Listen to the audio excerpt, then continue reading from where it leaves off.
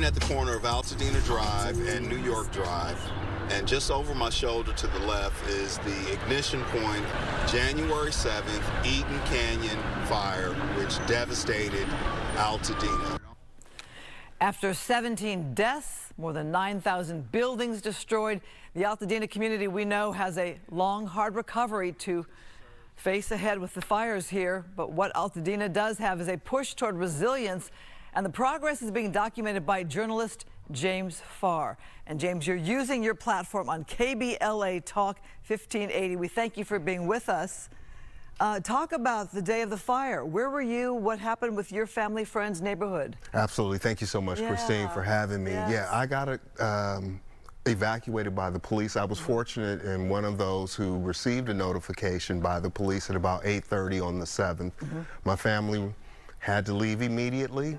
We live closer to the Eaton Canyon area. Scary. Extremely, terrifying, right? Extremely, and I was able to learn that the next day that my neighborhood was okay, but I would soon learn that 200 of my friends lost everything.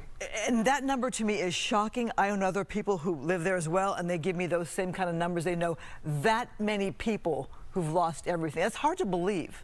Absolutely. It's devastating. I mean, it's still hard to imagine the science of fire, but, you know, I'm grateful for the vision of Tavis Smiley and the entire team at KBLA Talk 1580 for providing us with this platform to tell these stories. So let's tell everybody about what you're doing. It's called Chronicling Altadena's Recovery. What story do you want to tell? Sure, it's Conversation Live, Altadena Rising. We are the show of record. We are chronicling these stories for the nation. And as you know, Christine, folks have a short memory, right? And oh yeah, people have moved on. They moved on, but as long as this black radio station is in existence and on the air, we want to talk about the roots, we want to talk about the resilience, recovery, and the rebuilding. And we should note that there's a tremendous black community in Altadena. We go back to the days of redlining where people could buy homes.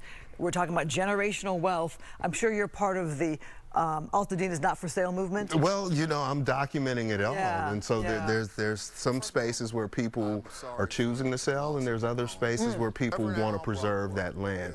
We're here. I'm just an observer. I live close to the community, and I'm grateful that we have this platform on KBLA to document this for the nation. Yeah, well, I wanted to see it for myself going out to Metropolitan Baptist Church that's doing the weekly recovery efforts there. What else are you hearing from people? What I'm hearing is right now, Christine, is that people are in a space of relief. The spirit is strong for recovery, but there are resources that are needed from FEMA. A lot to do. Folks need some permanent housing. There's some emotional healing that needs to go on and wellness. So we're just in a space where we're going to document all of that, but you know, when you really get on the ground, I encourage people to come see the destruction firsthand to really get the understanding. It's unbelievable to see it yourself. Now talk quickly about the deadline. The deadline to apply for FEMA is on March 31st. That is this Monday, so you need to get those applications in. We're driving our audience. The folks in Altadena, that's our audience, Christine. That is a KBLA Talk 1580 delegation audience, and we're there to represent their stories and encourage them to apply. How will you mark success? You're gonna be there nonstop on this. Well, we're going to be there as long as we need to be there to track and cover these stories. I've talked to over 100 impacted people.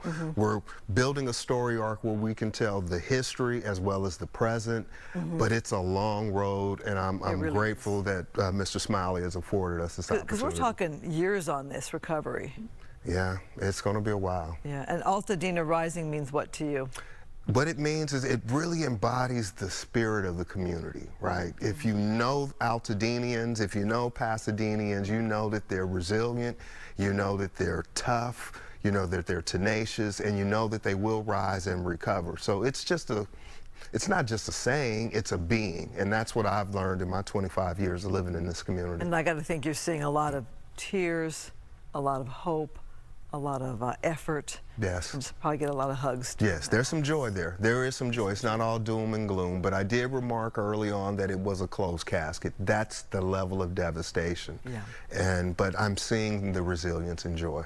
Thank you for coming in. Appreciate you so much. Thank you so much. Yes, yes. So it's called Altadena Rising. It is on Talk Radio, KBLA 1580, Saturday at 10 a.m. and it does re-air Sunday at noon. And having been out there myself, I just want to thank you for continuing to tell that story. Thank you, Christine, for having me. Absolutely. James Farr, appreciate you. Susan, to you.